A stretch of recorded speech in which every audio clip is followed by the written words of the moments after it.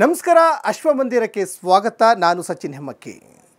ಭಾರತದ ಪ್ರಸಿದ್ಧ ದೇವಾಲಯಗಳಲ್ಲಿ ಒಂದಾಗಿರುವ ಮೂಡಬಿದ್ರೆಯಲ್ಲಿರುವ 1000 ಕಂಬಗಳಿಗೆ ಹೆಸರುವಾಸಿಯಾದ ಬಸದಿ ದೇವಾಲಯವು ಒಂದು.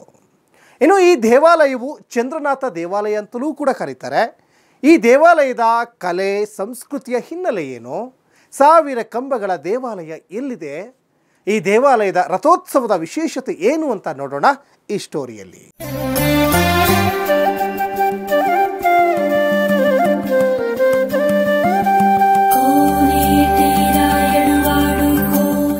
ಸಾವಿರ ಕಂಬದ ಬಸದಿ ಭಾರತದ ಕರ್ನಾಟಕದ ಮಂಗಳೂರಿನಿಂದ 34 ಕಿಲೋಮೀಟರ್ ದೂರದಲ್ಲಿರುವ ಮೂಡಬಿದ್ರಿಯಲ್ಲಿರುವ 1000 ಕಂಬಗಳಿಗೆ ಹೆಸರುವಾಸಿಯಾದ ಬಸದಿ. ಇದು ಜೈನ ದೇವಾಲಯಕ್ಕೆ ಪ್ರಸಿದ್ಧವಾಗಿದೆ. ಈ ದೇವಾಲಯವು ಚಂದ್ರನಾಥ ದೇವಾಲಯ ಎಂದು ಸಹ ಕರೆಯಲಾಗುತ್ತೆ. ಇಲ್ಲಿ ತೀರ್ಥಂಕರ ಚಂದ್ರಪ್ರಭಾ ಅವರನ್ನ ಗೌರವಿಸುವುದರ ಜೊತೆಗೆ ಅವರ 8 ಅಡಿ ವಿಗ್ರಹವನ್ನು ದೇವಾಲಯದಲ್ಲಿ ಪೂಜಿಸಲಾಗುತ್ತದೆ.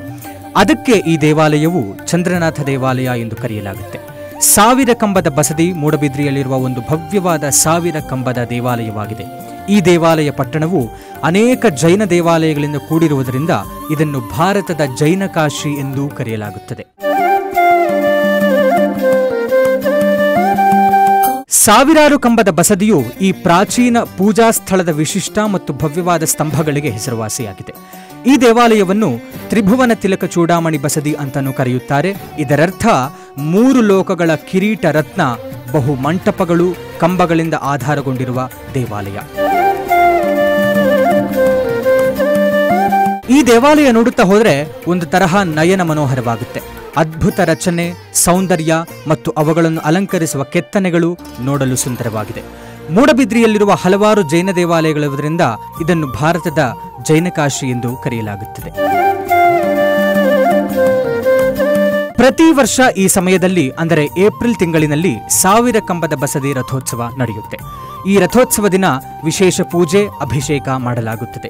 ರಥೋತ್ಸವಗಳು ಅಂದರೆ ರಥ ಉತ್ಸವ ಒಂದು ಪ್ರಮುಖ ಕಾರ್ಯಕ್ರಮವಾಗಿದ್ದು, ದೇವಾಲಯದ ಮುಖ್ಯ ದೇವರ ವಿಗ್ರಹವನ್ನು ರಥದಲ್ಲಿ ಇರಿಸಿ ಭಕ್ತರು ಎಳೆಯುತ್ತಾರೆ. ಇದು ಒಂದು ಅದ್ಭುತ ಕಾರ್ಯಕ್ರಮವಾಗಿದ್ದು, ಹತ್ತಿರದ ಪಟ್ಟಣಗಳಿಂದ ಭಕ್ತರು ಈ ಭವ್ಯವಾದ ದೃಶ್ಯ ನೋಡಲು ದೇಶ ವಿದೇಶಗಳಿಂದ ಬಂದು ದರ್ಶನ ಪಡೆಯುತ್ತಿದ್ದಾರೆ.